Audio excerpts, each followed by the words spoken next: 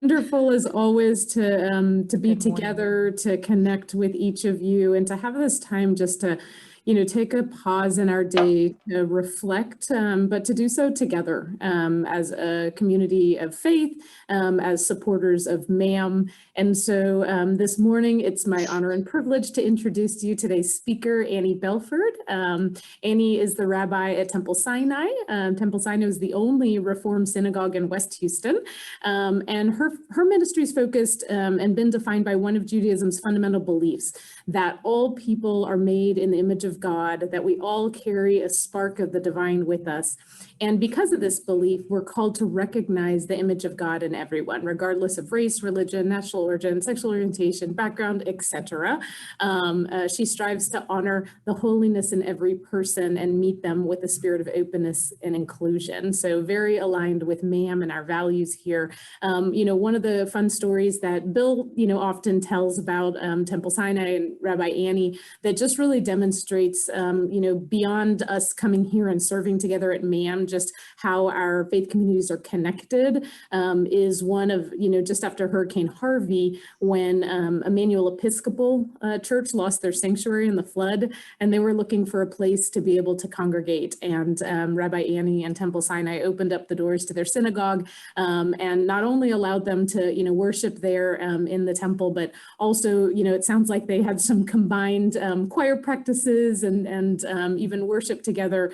So a really beautiful example of how we as a faith community are connected in this deep and beautiful way. And we're here not just to come together in service, but to support one another. And so thank you. We're so excited, Rabbi Annie, to have you here this morning. Welcome, everybody. Thank you. I'm so happy to see all y'all here today. Thank you for being here. And yes, it's actually because of Emmanuel that we are actually back in the MAM family. They, because of MAM and because of Emmanuel Episcopal, they sort of conspired to, y'all sort of conspired to invite us to tour and invite me to invite our congregation to rejoin the MAM family when y'all changed your border rules, because we were part of the MAM family until our synagogue moved. So I'm really delighted that worked out that way. It's like the gift that keeps on giving. Well, I'm really happy to be here with each of you. I was really honored when Bill invited me to participate in the prayer breakfasts. And then I also have been really excited to come every month since they started. It's been a real pleasure for me to sort of get a peek into what different clergy around the city are doing. So I did prepare something that I wanted to talk about today, because one of the things that I think is so beautiful about Judaism is this idea of normal mysticism, that our connection with God, with Source, with a higher power is something that we experience not in these very rare moments, but in something that happens and can happen and ideally should happen every single day. And the way Judaism frames that is by asking us to say 100 blessings every day. And if like you, I'm a native Texan, when you hear like bless, there are a lot of things that like come up maybe for you. I think of like this, too blessed to be stressed. My boys, I have 2 teenage boys, they listen to like a rap song and like that, or like a pop song, and those are like the words to the pop song. And I'm like, okay, like that's great. Also this one, bless your heart, y'all. All y'all know that one, right? Bless your heart, but they never mean it nicely. Like when I say it, I'm like, I mean it the nice way. I don't mean it the not nice way. Bless your heart. And then also I don't know if y'all still say bless you when somebody sneezes.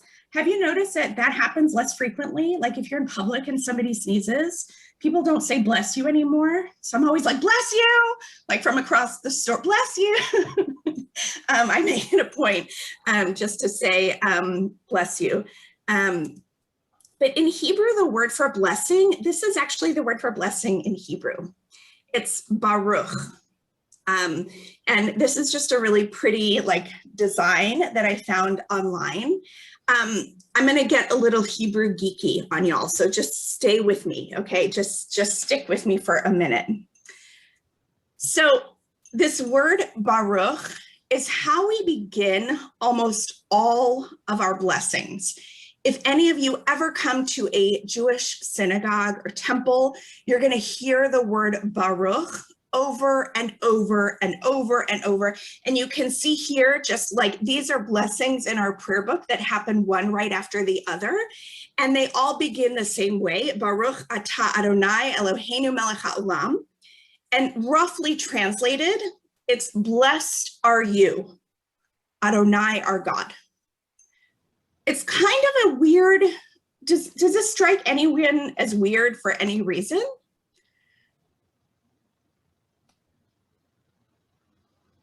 We are blessing God. Like that we're saying God, yeah. Yeah, Sonia, exactly. Yeah. Sorry, I saw some head shaking, so that's why I jumped in. But you're exactly right. Like, instead of like us asking God to bless us, all of our blessings are saying, bless you, we bless you, which is kind of weird. I mean, it's kind, I'm owning that as the rabbi. I think it's kind of weird, but there's a reason for it. So here's the cool thing. So here's where I'm going to geek out on y'all. There's a book called Strong's Concordance, which like looks in the Bible, in the Hebrew Bible, in the Christian Bible, and it looks where every single instance of a word is found. And from that, it sort of figures out what the word means. And this is from a book called Strong's Concordance. And it says, what is the word, the root of the word Baruch is varach or barak. And it means to kneel. And that's really interesting because with Hebrew, you can like do all sorts of things with those three root letters that are right here, barach. And one of those things that you can do is you find that that's also related to the word knee. Erchaim is also the same root as baruch, knee. So that changes our understanding of the word baruch. It's not exactly blessed. It's more like we are bending our knees to you.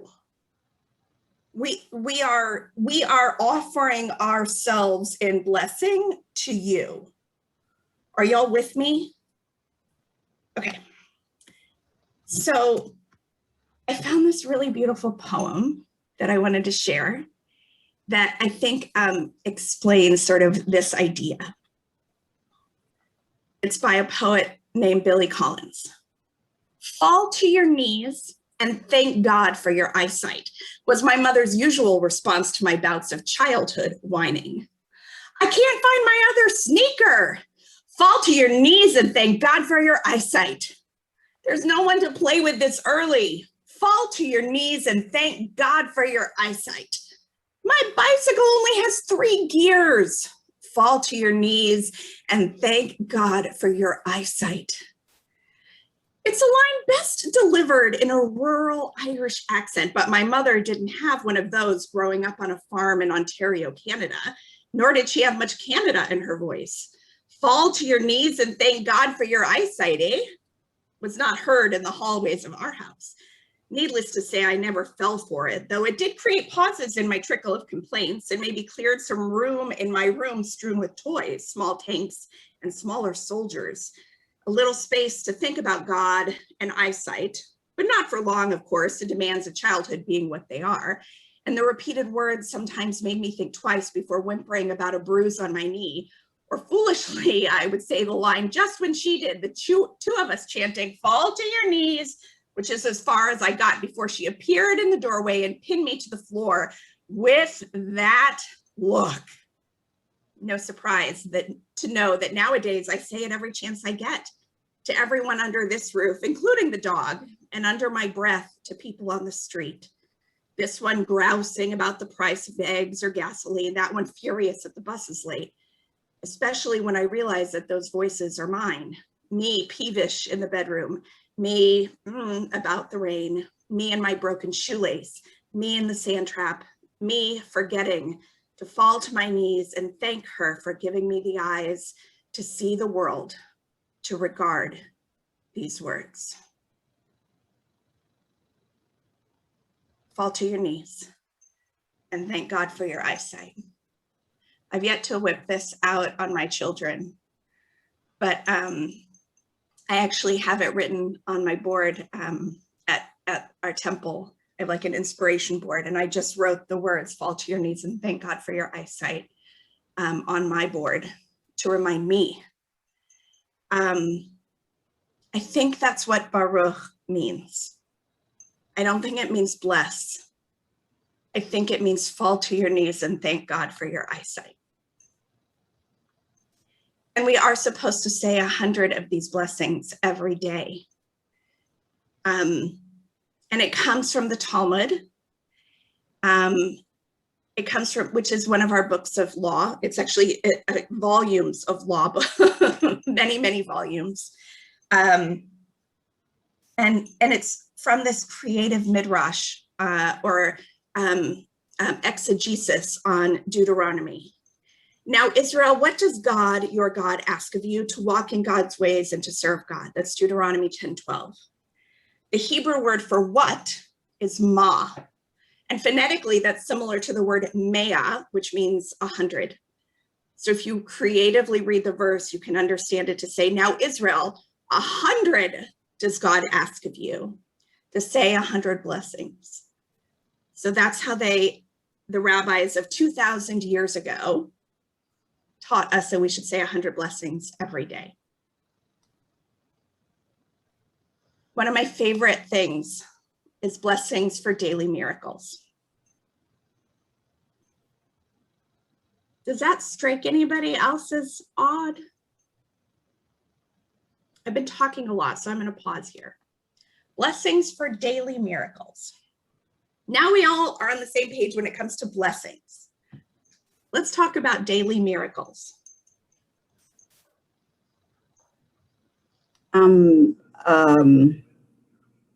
Not taking a dirt nap. He woke me up to continue to serve him.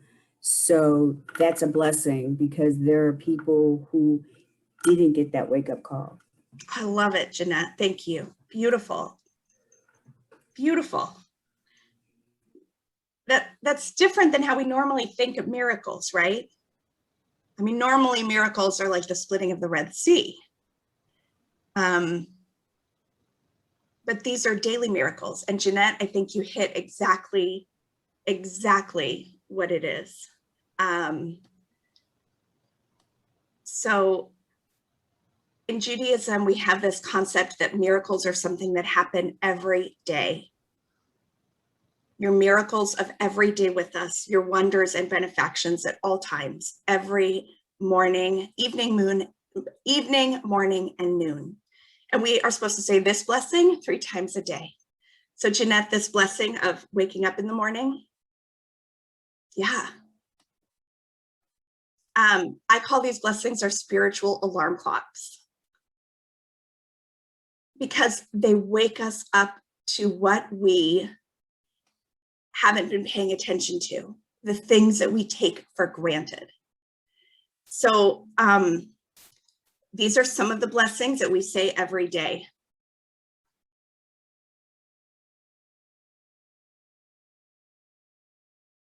Okay, the coffee one is mine. That's just me. Yes, thank you. Yes. Thank you, Taylor. Yes, exactly. That's just me. But like when we wake up in the morning and we like stretch our bodies. Do you remember when you were little and you stretch and you were like, ah, like We did chair yoga in our last staff meeting, our last little that's staff. great. Yes. And like how good it feels. And then what's the difference when you then say, thank you for this ability to stretch? How does it transform that action? Or even like Jeanette said, when you wake up in the morning, opening our eyes, that becomes something holy. not just something every day. Getting out of bed. Teresa, go ahead. Sorry, for being able to hug others. Yes. Like being able to touch someone. It's so many times we don't realize about, like, we have these miracles until they're taken away from us, until a crisis happens in our lives. And then we become aware. You know, when I don't have my coffee in the morning, I'm really aware. But if we think about it more deeply, like not being able to like see someone. I have a friend who had her first grandchild born during the pandemic. And that grandbaby has only seen her from the eyes up. I mean, on screen, they've seen each other, but that's not the same. It's like the miracle of seeing somebody face to face. The miracle of hugs.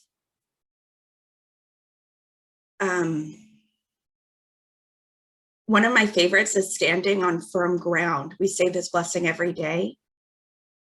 Sonia, you talked about like the PTSD from Harvey. That really came to light for me after Harvey. Getting out of bed and actually having not water under your feet. We also have a blessing for going to the bathroom in Judaism. So you go to the bathroom and like most of us are like, oh, let's not talk about that. But in Judaism, we actually get up after we're done with the bathroom and we say, thank you, God, for all the holes in my body that work. I know. Yeah, I know. Yeah, but it's true, right? Like if one of them were closed or one of them was opening when it shouldn't be open, I wouldn't be able to stand up. I wouldn't be able to do what I need to do. That's literally what it says. Which is kind of a miracle, isn't it? So if we don't rely on catastrophe to wake us up, these blessings come to wake us up. So what are your daily miracles, y'all? What are yours? One thing I was struck by is that what might be a miracle one day is something you forget about the next as being a miracle because of your state of mind. And it's funny when you talk about stretching, like I'm not doing the dramatic, when you were young, getting out of bed stretch, but when I bend down and I can hear all the cracking in my back as a sign of like, one, I'm getting older, but like to Jeanette's point, like I'm still here. But to feel your body in that manner and to be reminded that like I did something that has ended up to make me feel this way today. And I think that's this is really sticking with me because what you take for granted one day, the next day you may wake up and be like, man, I really needed a reminder about this one today and what a miracle it is. So it changes. Yeah. It's so true. And like that's also the challenge with these blessings. We say them every day, but what becomes ritual can become rote, right? So we can just like say them and just be like, oh, thank you, God, for the ability to open my eyes without actually being in awe of that. How do we keep that sense of awe for the everyday? Sonia, I see you unmuted. Yeah, I was just going to say, 1,000 things are in my head. Of course, I think of all the daily miracles of everything from, health to friends to, to family, to food, to, a job, all of those things. But it just, we talk often here at MAM, I'm going to geek out on MAM here, right?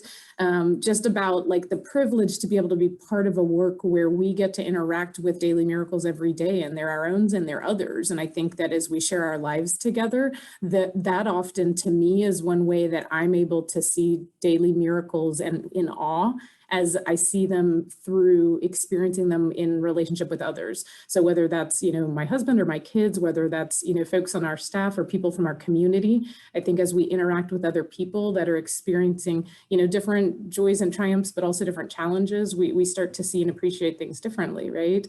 And so I love this idea of the daily miracles and, waking ourselves up to them, because we do often talk about, way beyond the financial support or the extra job skills. What happens when people come to MAM is they find hope, they find stability, and they find belonging. And I think that those things happen because the daily miracles are happening. But what I love about your approach on this is I think that at MAM, we have an abundance mentality.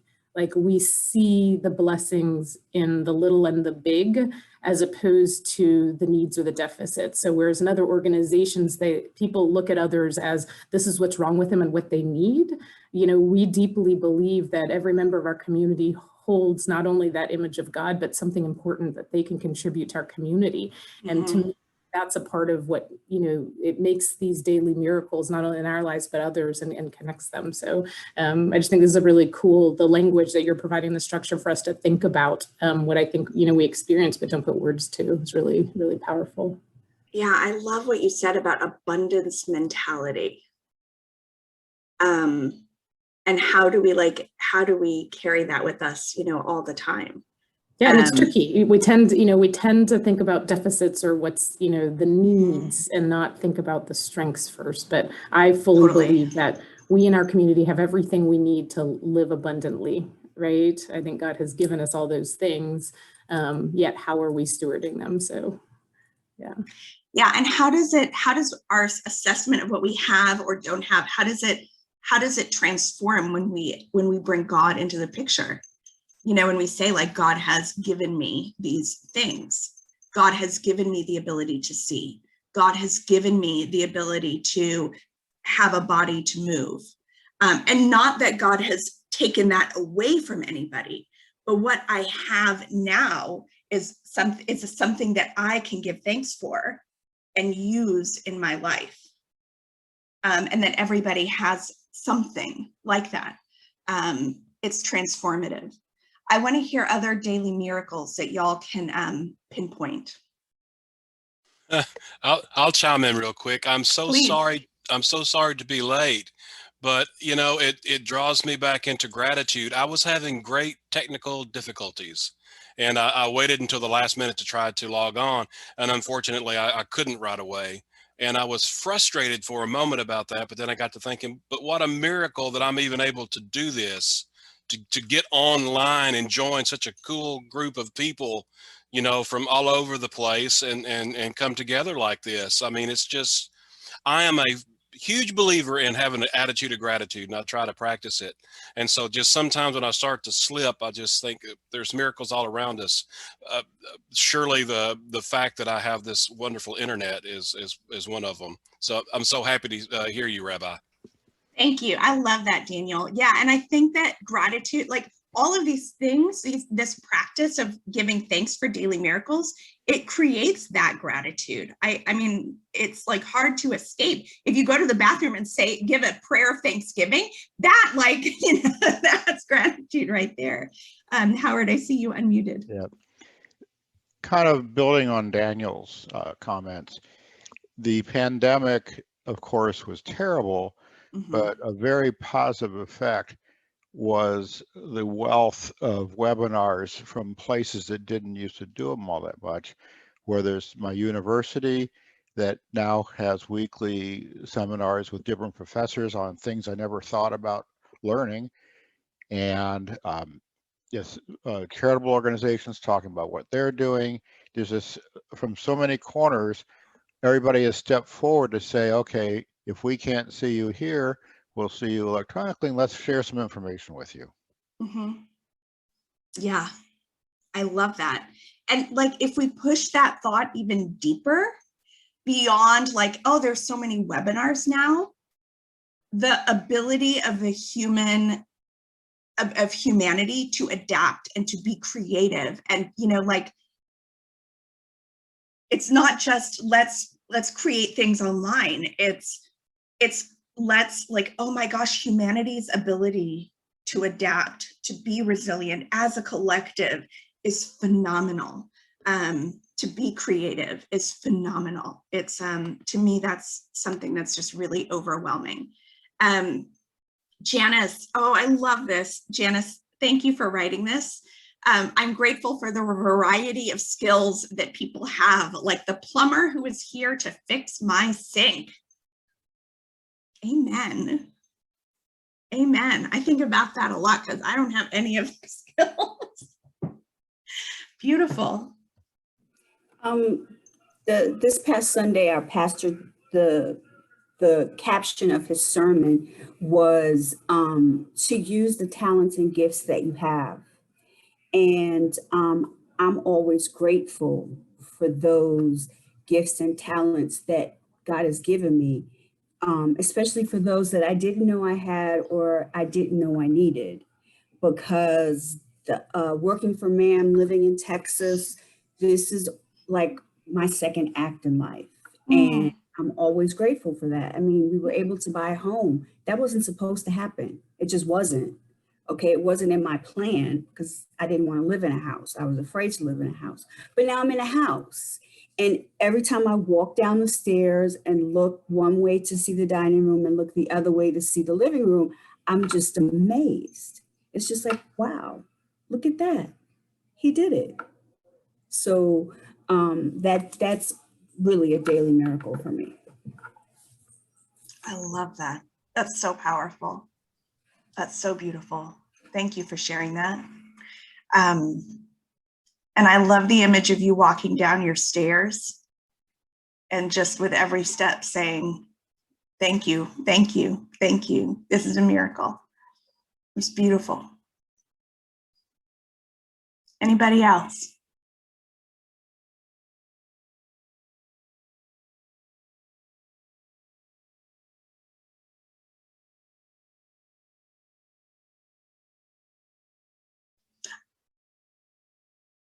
Bill, I know you got one.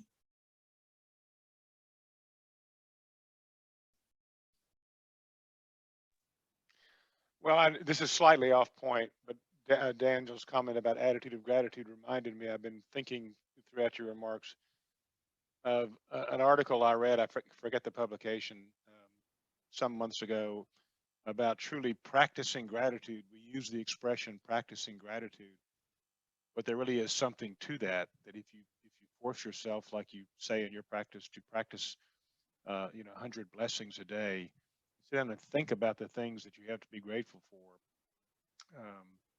It really does help encourage that attitude of gratitude.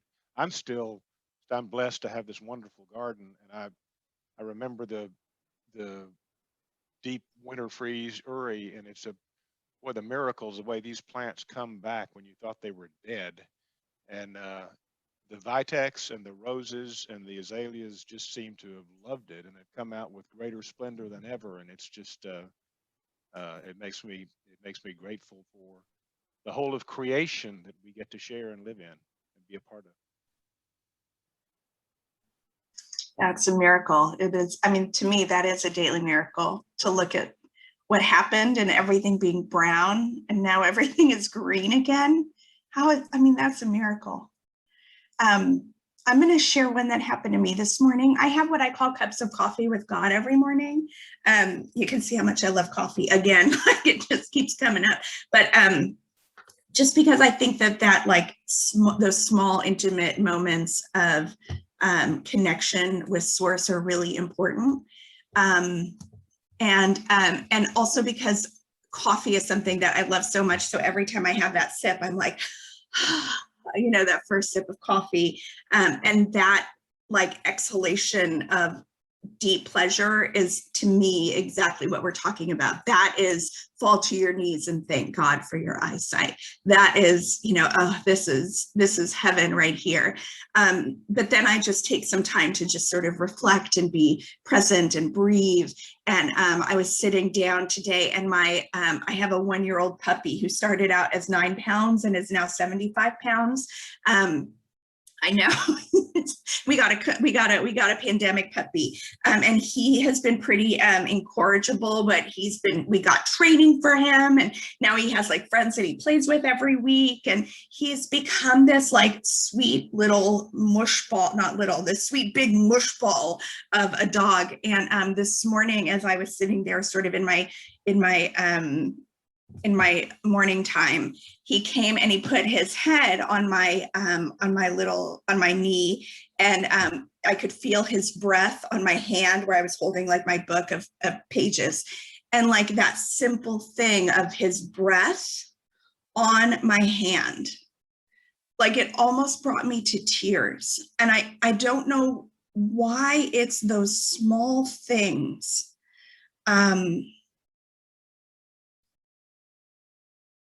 We are so good at paying attention to the big things. My family member was sick and now they're healthy. But I actually think that it's the smallest things in life that create a life of holiness.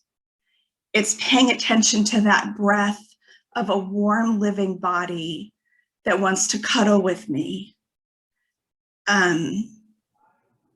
That's transformative, that's transcendent, that's like love made manifest. And those are the things that we forget to pay attention to.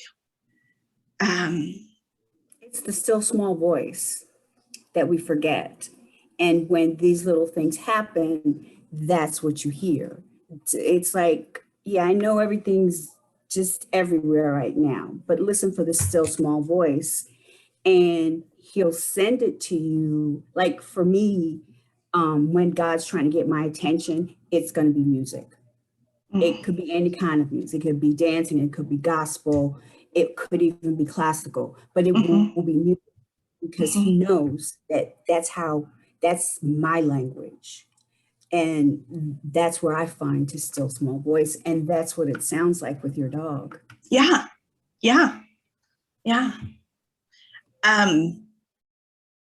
I think you're right. And it's like, it's partly this attitude of gratitude, but it's also partly this like opening up of soul to something bigger. I see you nodding, Daniel. So do you think y'all could get to 100 blessings every day?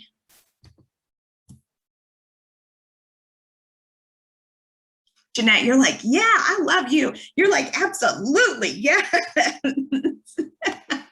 Yeah, Teresa, go ahead. Oh, did we just lose her? I think she put it in the chat. Okay. Oh, she's meeting. Oh, she has it to go. Okay. Thank you. I was going to say, I was reminded that I have a gratitude journal that I, purchased last year, lost steam midway through the year, told myself at the beginning of the year I would pick it back up, and still haven't. And it really only needs you to write down 5 things. So I feel like maybe that's a good place to start. If I could do 5 and be consistent, then maybe I could move up to 100 eventually. I know. I honestly, same. Same. I actually kept a gratitude journal for about 10 years. And every day I'd write 5 things. And then when I had children, every day I was like, I'm grateful for my son. I'm grateful for my son. I'm grateful for my dad. And I was literally saying the same thing every day. And I was like, well, this isn't what I'm supposed to be doing. And so I actually stopped keeping it. And so I never have gotten back in the practice again. So now it's these morning cups of coffee with God that are the, that I sort of frame my day around. But I'm with you. I'd love to add the like gratitude journal practice back in. But I also think we don't have to write them down. I have a thing in my office that says hands to work and hearts to God. And I feel like that also could be like something that MAM does, you know, like y'all do that in your work every day. But sometimes I think if we give that thanks, if we offer those blessings in our hearts as well, sometimes that is just the way to start. Although we do have a congregant, she spoke at one of our services a few years ago, and she said that she started to keep a gratitude journal, and she bought like a fancy journal, and she like started writing 5 every day. And then she just started to keep a notebook in her purse. And like she would, every day she just writes things down. And she's like, now sometimes she writes 30, 40 things a day, because every time she thinks of it, she writes it down. And she like brought it to services, and all of us were like, can we be you? Like, it's just incredible. Like that to me is a spiritual practice. I loved that. Anybody else? I belong to a group of probably 25 or 30 men. We're called the Dig Brothers, and Dig stands for Dudes in Gratitude. And every morning we share 3 to 5 things that we're grateful for on like an email chain. And that's so very meaningful. And, you know, to read everybody else's shares and to contribute your own. So yeah, I love my Dudes in Gratitude. That's awesome. That is the coolest thing. I love it. Is that through your church, Daniel? It's not. It very well could be. It's through my 12-step program. But they're just awesome. Yeah, great group of guys. Yeah, man. I feel like these 12-step programs, they get spirituality right. It's beautiful. Howard, we can start. I think you need to start that at Temple. Sure. Okay. Okay.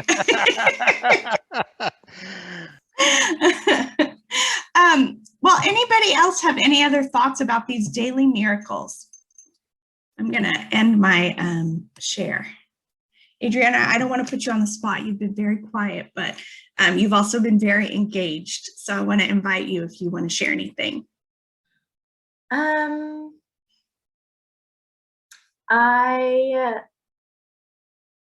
would agree with the fact that I've been really grateful for the skills that other people have that are in my life.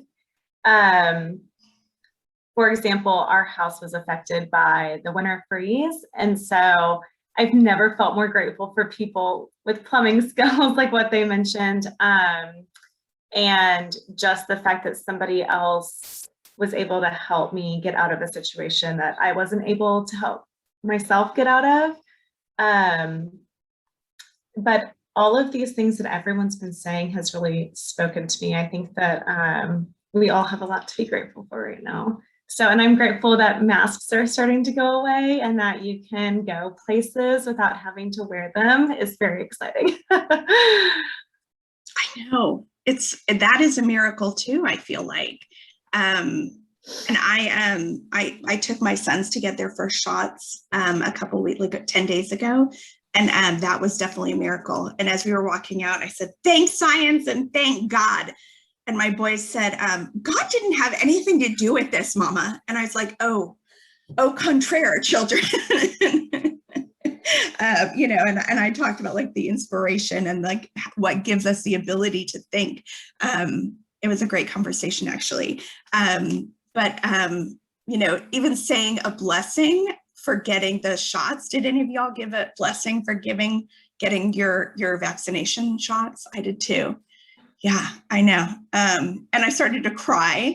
And then I was like thinking, like, I was thanking the people that gave me the shots, and they were like kind of looking at me like they were really happy, but they were also like, is she okay? Because it was such an awesome moment. Was it your favorite shot? Howard's teasing me because every week when I offer a sermon at the temple, I always say, this is my favorite Torah portion, y'all. This is it. So it actually was my favorite shot. I think that's the best shot I've ever gotten. Yes. Yeah. I have a really cool vaccination story. I went to Del Mar Stadium for the first one, and it was massive. There were lines, a bunch of people, lines and lines of queues to go through. And then for my second one, it was out near the airport, It was the same lady who administered my second dose. So she was like she was my guardian angel. So I've got like a selfie with her twice. And yeah, that was just really cool. That's awesome. That's awesome. You know, I'm going to tell one last story. When Sonia introduced me, she talked about, you know, this idea that I have about everyone being created in God's image. And that really, you know, that's a really important part of our faith and our movement in Judaism. But it really hit home for me when my son was born in 2006. I had really bad preeclampsia, and I had to be induced early, and he was 4.5 pounds. And like, we didn't know, like, would he have to go to the NICU? Would he not? And it ended, like, it was kind of a miracle, because like it wasn't kind of a miracle, it was a miracle. He didn't need any assistance.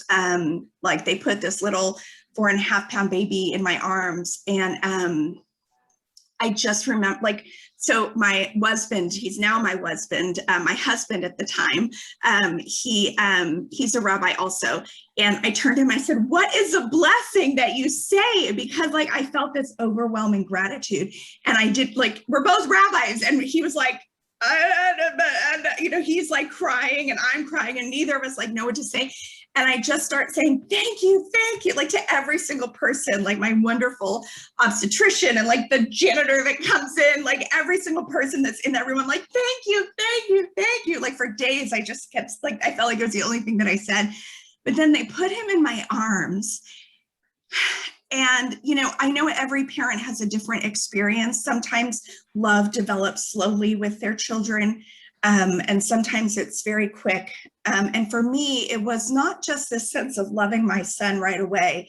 It was a sense that, like, as I held him and loved him with this perfect love, I had a sense also that my parents, who were lovely and imperfect people, also loved me that same way. And then I had a sense that their parents, who were equally imperfect, loved them the same way. And this like chain of love going back. And then I had this sense that, like, God was holding all of us.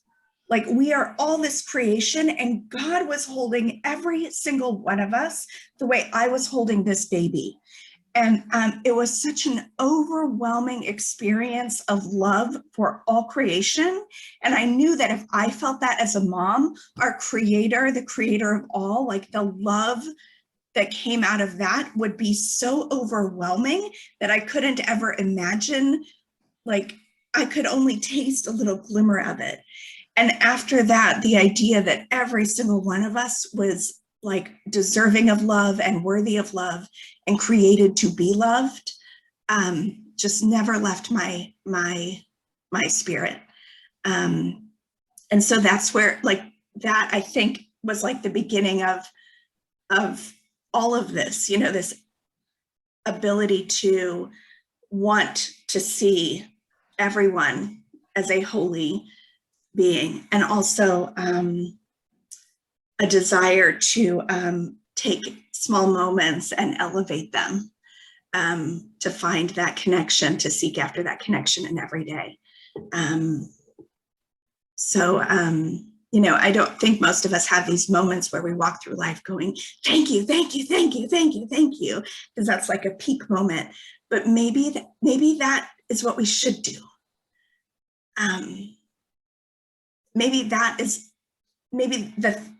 our blessing every day. The 100 blessings every day are just thank you, to the people that come into our houses to fix what was damaged in the storm, to the roses that are blooming in our garden, to the people that we work with, to the steps that we walk up and down our house, to the dudes in gratitude that we like get to send emails with every day, you know, to every sip of coffee that we have. Like, these are miracles that we get to be in every day together. So I'm getting a little verklempt because it's overwhelming.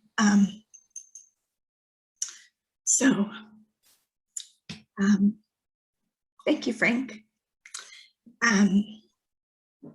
So that's what I prepared for today for our prayer breakfast.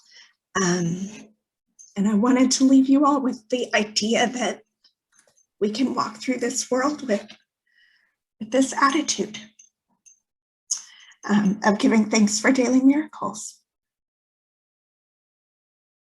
And I know it's not quite the hour. I hope it's okay that it's a little, but I feel like any other thoughts before we end? I'll share one thing. I think this message today has really just been what I needed to hear. And tomorrow, when I make my coffee, I'm going to spend my time with my first cup, with my gratitude. It's going to happen tomorrow, but not just putting the words down, but taking that time that it takes me to drink my first cup of coffee to remind myself of everything that I have to be thankful for. Because I think that's such a nice way to start our day. Because you're right, it's really easy sometimes to only focus on the negative things. And you're right, it doesn't have to be anything crazy when you talk about things to be thankful for. I can be thankful that I got up that morning and grateful for that. But I will be putting this into practice tomorrow. And I think this message was perfectly timed for myself personally for what I needed to hear today. So I really So glad. Thank you for sharing. And I will think of you as I have my coffee tomorrow and probably say that I feel thankful and grateful for you and your time with us today. Thank you. Thank you. That is very, very kind. Thank you. And I love that you're going to have that cup of coffee with God. I love that. I love that. My little, my 75-pound puppy just came over to say hi. So, hi, sweet boy. Hi. So I think he's feeling the energy too.